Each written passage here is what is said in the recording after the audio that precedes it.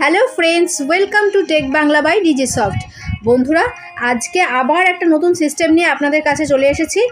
দেখেই বুঝতে পারছেন, সত্যি আপনাদের মন প্রাণ দেখেও তৃপ্ত হবে এরকম একটা ভিডিও। এটা ক্রসলে কোম্পানির একটা 5-in-1 সাউন্ড সিস্টেম CR66। এটা আমেরিকার একটা আইকনিক ব্র্যান্ড। যে ভদ্রলোক নিয়ে এসছেন তিনি USA থেকেই এটা কিনেছেন। এখানে নিয়ে আসার পর সিস্টেমটা একদম ডেড হয়ে গেছিলো। তো এবার এটা কিভাবে প্রবলেম সলভ হলো, কি প্রবলেম অ্যাকচুয়ালি হয়েছিল, আর স্যার সেটাকে কিভাবে সলভ করলেন সেটা জানার জন্য অবশ্যই ভিডিওটা দেখুন। ভিডিওর মধ্যেই আপনাদের সমস্ত প্রশ্নের উত্তর দেওয়া থাকবে। ভালো করে ভিডিওটা একদম এন্ড পর্যন্ত দেখুন। তাহলে চলুন শুরু করা যাক। নমস্কার বন্ধুরা, সুস্বাগতম। ম্যাডামের মুখেতে শুনলেনি কি জিনিস। এরকম একটা বাড়িতে রাখলে বাড়ির সৌন্দর্যই বেড়ে যাবে। অবশ্য যারা কদর বুঝবে তারাই। আচ্ছা, প্রথমে তো এটা ডেট এসেছিল, আগে আমি চালিয়ে দেখাই প্রত্যেকটা সিস্টেম। এটা 5.5-in-1 আছে। তো এক একটা করে আমি চালাচ্ছি, তারপরে কি হয়েছিল কিভাবে সলভ করলাম সেটা তো আপনাদেরকে শেখাবো। এটা ভলিউম কন্ট্রোল সুইচ, এখন FM বাজছে। রঙে রঙে রঙি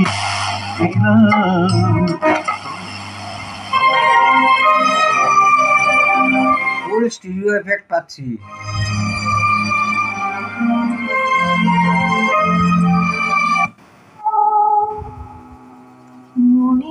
ক্যাসেটে এসছি, ক্যাসেট গাড়ির টেপ মেকানিজম লাগানো আছে সাইডে ডান দিকে।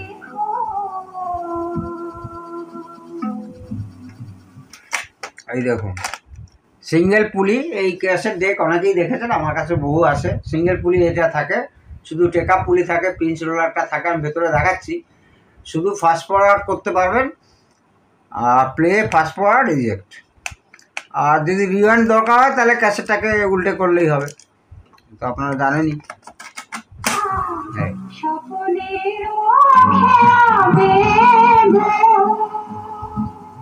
ক্যাসেট থেকে বেরিয়ে যাচ্ছি, এবারে আসছি সিডিতে।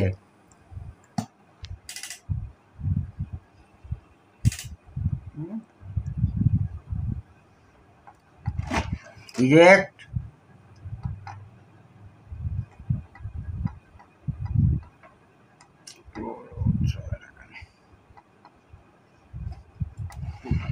ক্লোজ। এবার রিড করবে।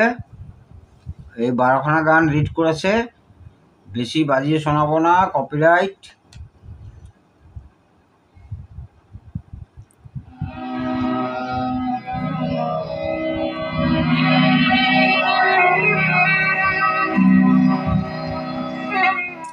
সিডি চললো।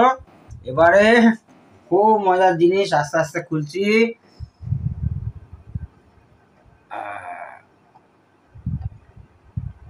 টার্ন টেবিল 3টে স্পিডই আছে।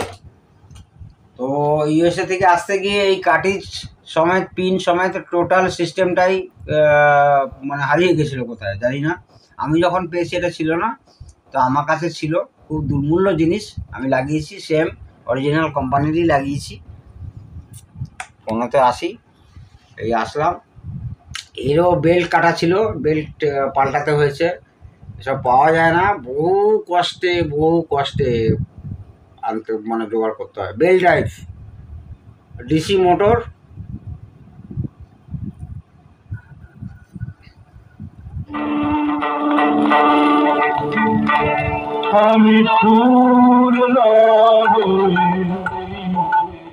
আমার কাছে রেকর্ড খুব পুরনো রেকর্ড, ঘষাঘষিতে বহু কালের রেকর্ড। খুব ভালো শোনাতে পারবো না, প্রেস রেকর্ড আমার কাছে নেই। আবার সেই মান্নাদের গান চলছে, সে আবার না কপিরাইটে পড়ি। খালি আপনারা খেয়াল করবেন RPMটা ঠিক আছে কিনা। RPM একদম ঠিক আছে, কারণ আমার কাছে RPM মাপার ডিজিটাল মিটার আছে। আমি সেটা দিয়ে RPM মাপি।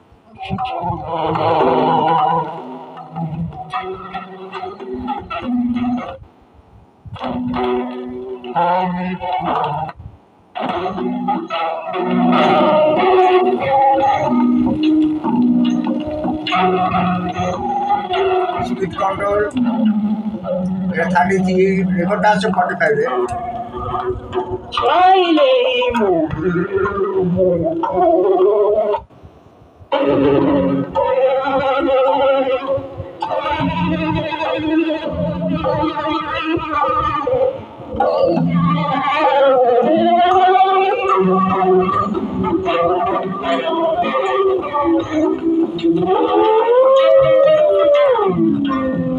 সব স্পিডই ঠিক আছে, 45, 33।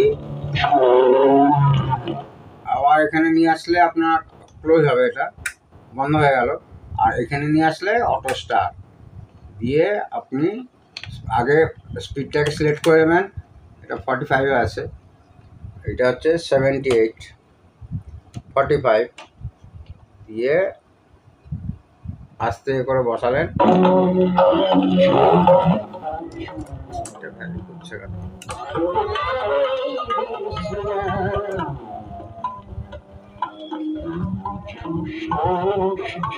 এটাকে স্পিডটা একটু ভ্যারি করছে, দেখতে হবে মোটরটা, কোনো ব্যাপার না, ঠিক হয়ে যাবে। আমি জাস্ট সিস্টেমটা দেখাবার জন্যই আপনাদেরকে বারবার দেখাচ্ছি। তো এটাকে অফ করে নিতে হবে আগে।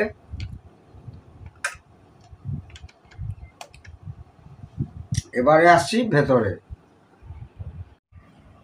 তো আমার সুপ্রিয় বন্ধুরা, এইটা অ্যাকচুয়ালি যেহেতু ইউএসএতে কেনা, ইউএসএর কোম্পানি, এইটা হচ্ছে আপনার ওদের দেশে তো 110-এ চলে। তো ভদ্রলোক কনভার্টার দিয়ে ইউজ করতো। তো আমি প্রথমে ডিসিশান নিলাম, এটা আর উনি ইউএসএতে এটা নিয়ে যাবে না, উনি কলকাতাতে পার্মানেন্টলি চলে এসছেন। তো সেক্ষেত্রে এই ট্রান্সফর্মারটা যে ছিল, এইটা হচ্ছে দেখুন, এই লিডটা দেখলে বুঝতে পারবেন, এইটা কনভার্টারে মানে আপনার আমাদের দেশের জন্য কনভার্টার কিনেছিল, মানে 220 ঢুকবে, 110 বেরোবে, স্টেপ ডাউন হবে আর কি। তো সেক্ষেত্রে ভদ্রলোককে আমি বললাম, ট্রান্সফর্মার ঠিকই ছিল। তো সেক্ষেত্রে আমি ভদ্রলোককে বললাম যে এইটা দরকার নেই, আমি এর থেকে ভালো ট্রান্সফর্মার দিয়ে একদম ডাইরেক্ট 220 করে দিচ্ছি, আর দিলে আপনার 110 কনভার্টার লাগবে না। আর ভুলেও কোনো দিন হয়তো এইখানে 110 কনভার্টারটা ইউজ করলেন না, 220-তে ঢুকিয়ে দিলেন, তখন ট্রান্সফর্মার তো পূর্বেই, এমনকি ট্রান্সফর্মার আউটপুট যদি হাই হয়ে যায় সেটাও বরবাদ হয়ে যাবে। আর এইসব পার্টস পাওয়া খুব মুশকিল ব্যাপার আছে, যদিও আমার কাছে ম্যাক্সিমাম পার্টস আছে। তো ভদ্রলোক এক বাক্যেই রাজি হয়ে গেলেন যে না না দীপঙ্কর বাবু, আপনি ঠিকই বলছেন, কারণ এই আমি ডাইরেক্ট 220 চাই, আমি কনভার্টার চাই না। তার জন্য এই ট্রান্সফর্মারটা হচ্ছে 110 ঢুকছে আর 012 বেরোচ্ছে। আপনাদের রেটিং বলছি, এই 800 থেকে 900 মিলি অ্যাম্পিয়ার হবে। তো 110 ঢুকছে আর 012 বেরোচ্ছে। এটা সরালাম, সরিয়ে এবার আমি কি করেছি দেখাচ্ছি। প্রথমত একটা খুব ভালো মানের সোনির, অরিজিনাল সোনির কর্ড লাগিয়েছি, যেটা হচ্ছে ইন্ডিয়ান আউটলেটে গিয়ে ঢুকবে আর কি, এসি 220-তে। আর ট্রান্সফর্মারটা দেখছেন, খুব ভালো কপারের ট্রান্সফর্মার লাগিয়েছি, লাগানোর পরে চলছে একদম ঠিক আছে, 12 ভোল্টের। আর এখানে এই যে সেই ডেক মেকানিজমের কথা বলছিলাম, যে সিঙ্গেল পুলি, দেখুন সিঙ্গেল পুলি দেখাতে আপনারা দেখতে পাচ্ছেন কিনা যায় না, এই যে সিঙ্গেল পুলি পিঞ্চ রোলার মোটর। হ্যাঁ, এইখানে আমি স্ক্রুগুলো রেখেছি, প্যাকেটটা সরিয়ে দিচ্ছি। আর এইখানে যখন আমরা ক্যাসেটটা দেই, দেখাচ্ছি কি অবস্থা থাকে ও আর কি, আপনারা অনেকে দেখেছেন এটা। এই মেকানিজম আমার কাছেও আছে এখন। এই দেখুন, এই ঢুকলো, প্লে করলে প্লে হবে। আর যখন আমরা এই জাস্ট আমি বলেছিলাম ফরওয়ার্ড হবে, রিওয়াইন্ড হবে না, কিন্তু ফরওয়ার্ড করলে তখন হেডটা একটু এই মানে পিছিয়ে আসবে। এই দেখুন, এটা হচ্ছে ফরওয়ার্ড মোড। আচ্ছা, আমি আপনাদের লাইন দিয়েই নাহলে দেখাচ্ছি।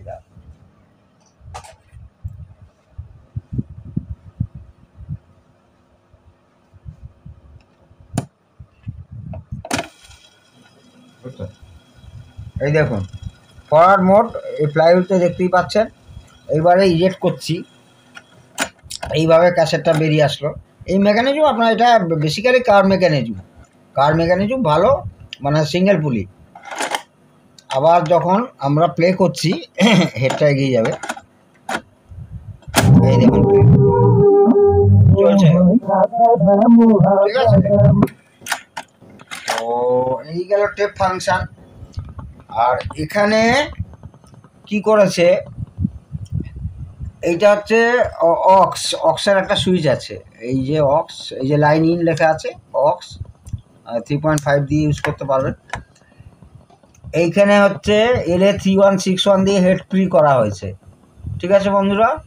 আচ্ছা, আগে বলছি খারাপ কি ছিল, মডিফিকেশান কি করেছি আমি তো বললাম যে 110-এর বদলে ডাইরেক্ট 220-তে বাজাতে পারবে, এবং খুব ভালো মানেরই ট্রান্সফর্মার লাগিয়েছি, এবং সেফটির জন্য আমি দুখানা ডায়োডও লাগিয়েছি সেফটির জন্য। এটা তারপরে পাওয়ার তো আসছিলই, তখন হচ্ছে আপনার কনভার্টার দিয়ে উনি চালাচ্ছিলেন, পাওয়ার তো আসছিলই। মেন হচ্ছে এখানে TDA সিরিজের TDA 2008 একটা স্টিরিও কম ওয়াটের, 5+5 কি 6+6 ওয়াটের একটা অডিও আইসি আছে। এনিওয়ে সেই অডিও আইসিটা খারাপ হয়ে গেছিলো, অডিও আইসি খারাপ ছিল, এবং এইখানে খুব খেয়াল করে দেখবেন, এই তো 012 আসছে, 012 এসে এখানে 4টে ডায়োড দিয়ে ব্রিজ করা হলো, ঠিক আছে। আর এই সিডি প্লেয়ারের জন্য এই 7808 সাধারণত আপনারা জানবেন যেগুলো, এইটা শুধু অডিও সিডি প্লেয়ার আছে, MP3 নেই আর ভিডিও সিডিও নেই।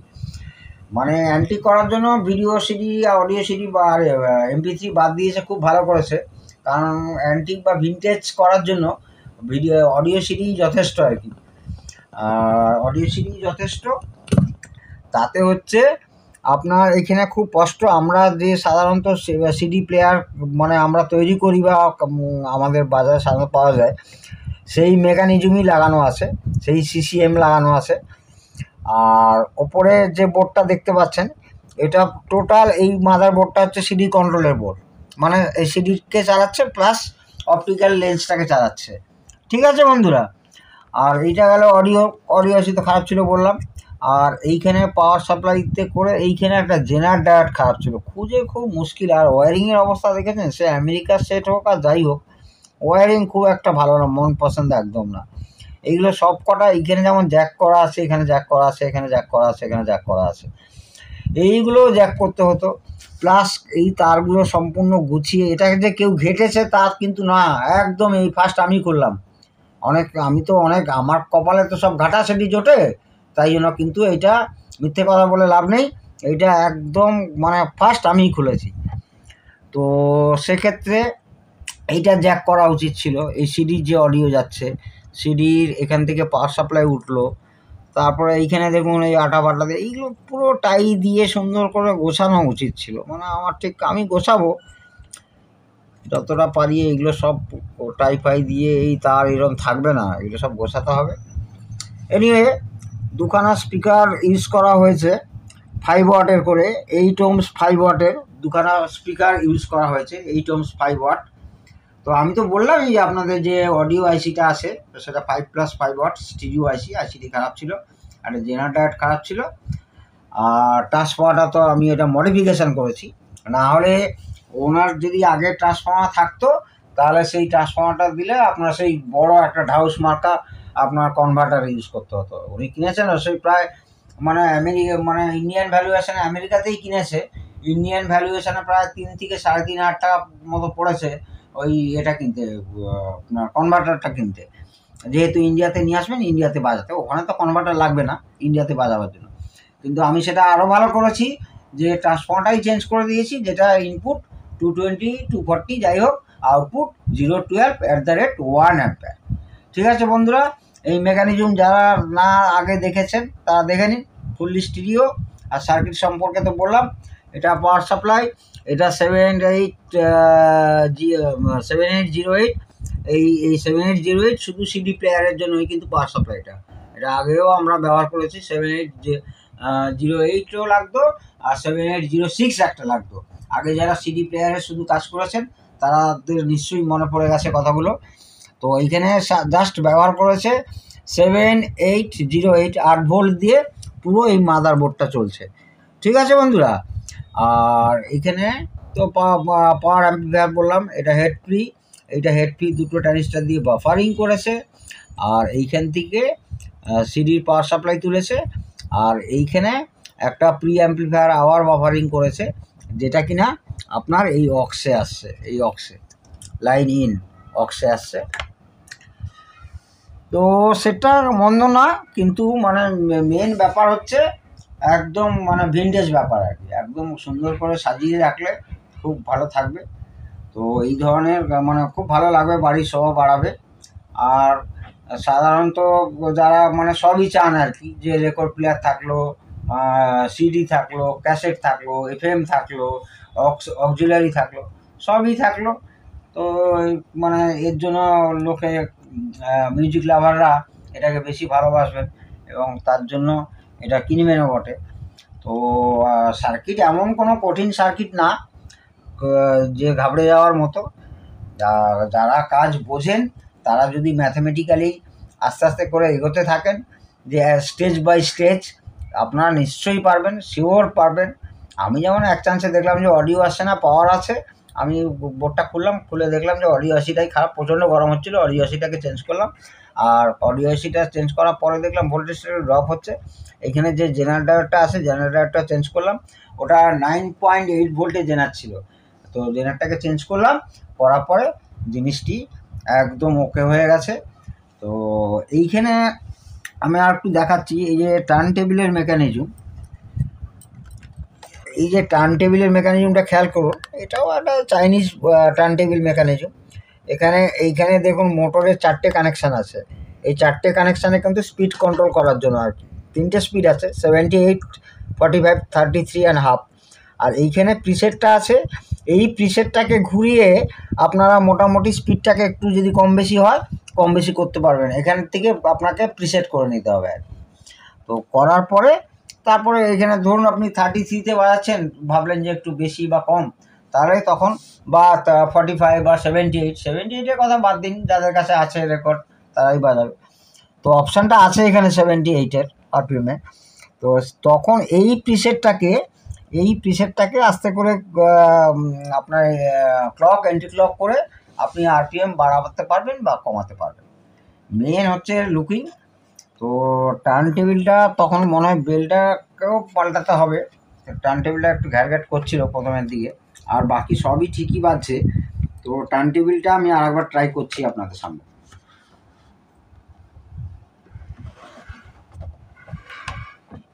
এই ধরনের জিনিস আসে আমার কাছে আপনাদের বাবা মার আশীর্বাদে, আপনাদের আশীর্বাদে, বহুত নানান রকম।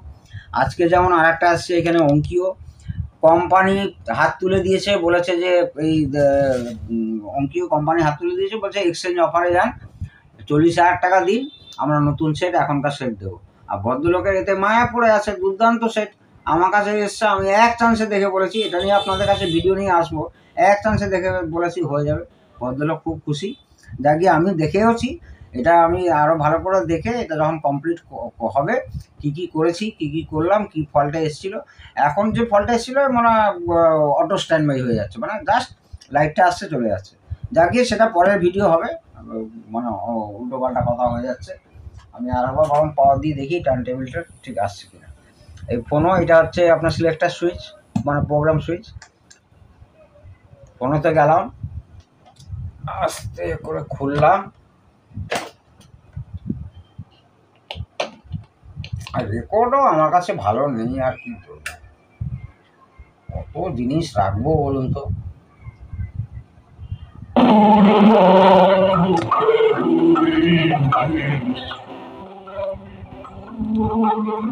এটা রেকর্ডের জন্যই হচ্ছে, তো ওটা কোনো ব্যাপার না, বাজছে একদম, স্পিডও কন্ট্রোল হচ্ছে। আর বাকি আছে ওই ওয়্যারিংগুলো আমাকে খুব ভালো করে সাজাতে হবে, আর সব ঠিকই আছে। এফএম তো আপনাদের আগে দেখালামই, এটা হচ্ছে রেডিও, এএম আছে, এফএম আছে। এম এর কথা বাদ দিন, এম এ আর কি আছে এখন আর।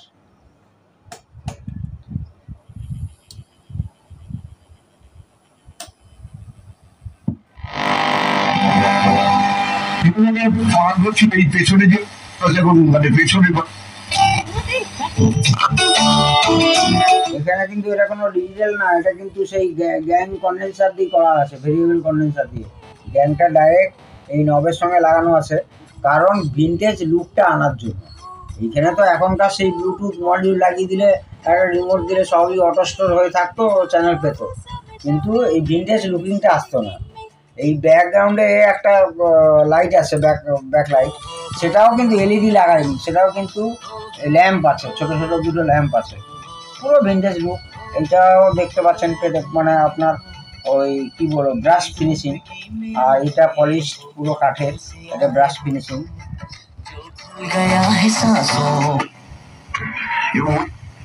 এবং আমরা যখন যেতাম, আমরা লুকিয়ে চুরিয়ে ভেতরে যেতাম, তখন আমাদের উনি বলতো যে Mr. Permuting para su inspector.